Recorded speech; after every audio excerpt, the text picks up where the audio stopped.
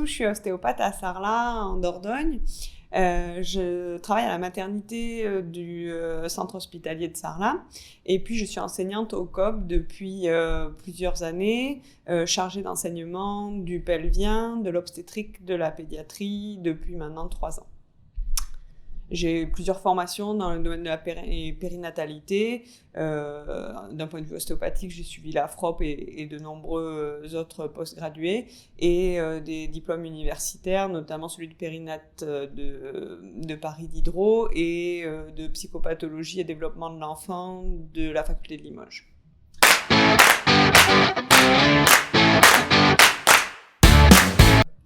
Alors, il y a un peu plus d'1 an maintenant, après avoir assisté Nathalie Camiran sur une de ses formations en France, j'ai eu cette idée farfelue de réunir tous ces grands ostéopathes sur une même journée. J'avais enchaîné plusieurs formations post-grad et puis ça demandait du déplacement que d'aller les voir chacun là où ils étaient. Et je me suis dit, bon, ils ont quand même tous un message commun et ce serait pratique de les avoir tous sur une même journée, puis de les voir eux échanger entre eux et nous pouvoir profiter de tout ça et de les avoir à disposition. Donc voilà, il y a 1 an et demi, je suis arrivée dans le bureau de mon directeur et je lui ai dit, il faut que le COB organise un congrès. Il m'a dit, ok, ta carte blanche. Et voilà, on en est là.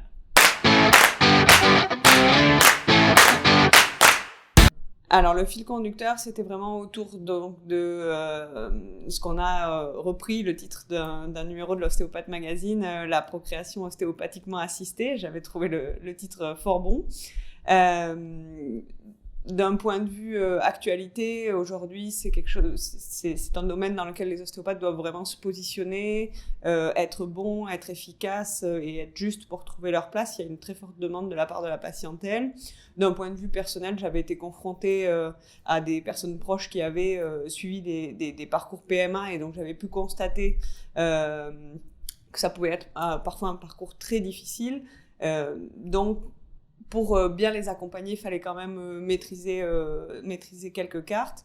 C'est à partir de là où je me suis dit, il faut faire un congrès sur le sujet. Et j'ai la chance, il me semble, d'avoir rencontré les meilleurs dans le domaine. Donc, j'ai plus qu'à leur téléphoner pour leur demander s'ils veulent bien me faire confiance et venir ici nous en parler. L'idée maîtresse... en premier, je mettrais vraiment le positionnement du praticien et l'empathie. Positionnement du praticien, j'entends par là aussi son positionnement vis-à-vis de ce qui existe déjà, vis-à-vis des équipes médicales. On a eu la chance d'avoir des intervenants médicaux qui travaillent dans des services PMA, qui nous ont expliqué comment les choses se passaient et qui étaient des médicaux convaincus de notre place d'ostéopathe, donc ça faisait du bien à entendre. Et puis on avait des grands ostéopathes pour nous expliquer comment techniquement on devait travailler.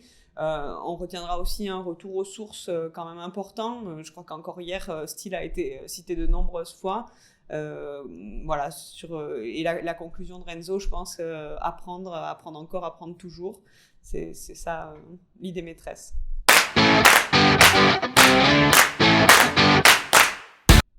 Alors, on a tenu à laisser une place importante aux hommes. On a divisé le congrès en 3 parties. La première partie, c'était sur la fertilité féminine, deuxième partie, fertilité masculine, et la troisième partie, l'abord psycho-émotionnel de la fertilité. Et cette partie fertilité masculine, était pour moi vraiment importante. Elle est, à mon avis, bien trop sous-traitée. Or, là aussi, il y a les problématiques grandissantes, une vraie demande. Donc, c'était important pour nous de développer ça. Et j'avoue, je connaissais un petit peu moins les intervenants que j'avais invités sur ces domaines-là. Et je crois que c'était une très belle découverte pour tout le monde. Je pense aux 2 ostéopathes qui ont traité ces sujets-là. Youn Kim de Montebello et Daniel Brogan qui ont fait des interventions remarquables hier. De plus, Daniel a prouvé que la jeunesse avait sa place à prendre et que la transmission était bien réalisée puisqu'il a beaucoup appris aux côtés de Renzo Molinari et aujourd'hui, lui, a beaucoup à nous apprendre aussi. Donc, c'était une belle découverte.